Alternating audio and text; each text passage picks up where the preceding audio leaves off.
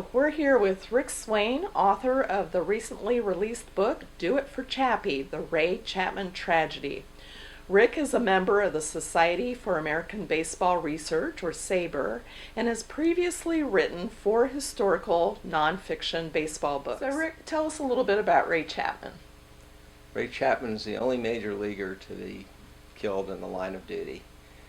He played for the Cleveland Indians and was the best shortstop in the league during his day. He was beaned by Carl Mays of the New York Yankees on August 16th, 1920, and died within a few hours. So how old was he when this happened? He was only 29 years old at the peak of his career. He'd been with the Indians for 9 years, and he was their team captain and probably the most popular player on the team. So what happened to the team in the wake of this tragedy? Well, the Indians were tied for first place at the time it happened, and naturally they slumped badly and almost fell out of the race.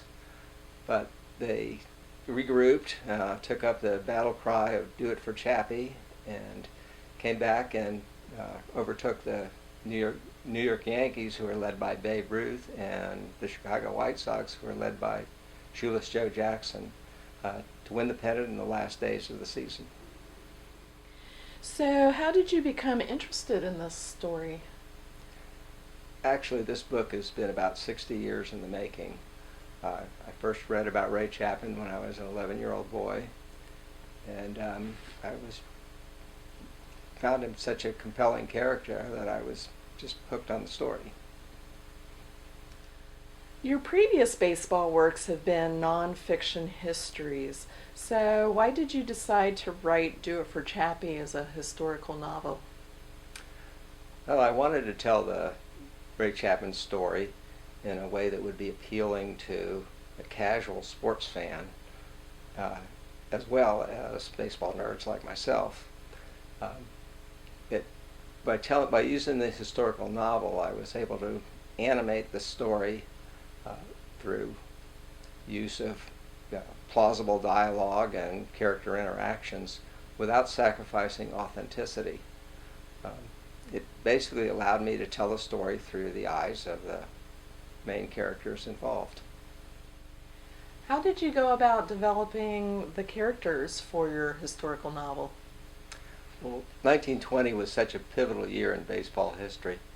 Babe Ruth's first year with his Yankees was hitting home runs at a record pace. The Chicago Black Sox scandal was just unraveling, and of course there was the Chapman death.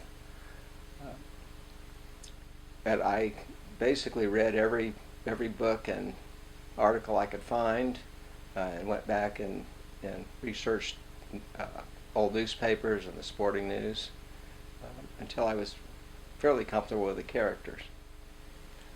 We mentioned that you're also a member of SABR, so was that helpful to you as you wrote this novel?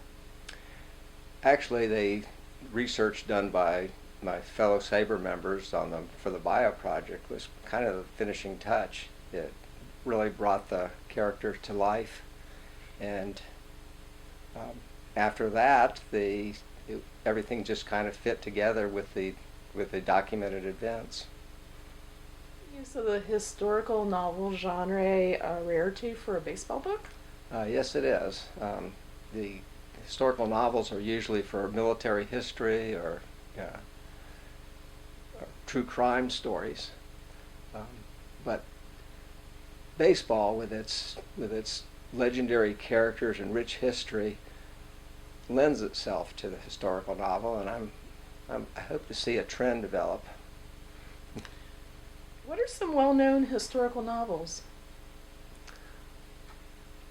Well, my inspiration was the Glorious Cause by Jeff Sherrod, which is a novel of the historical novel of the American Revolution.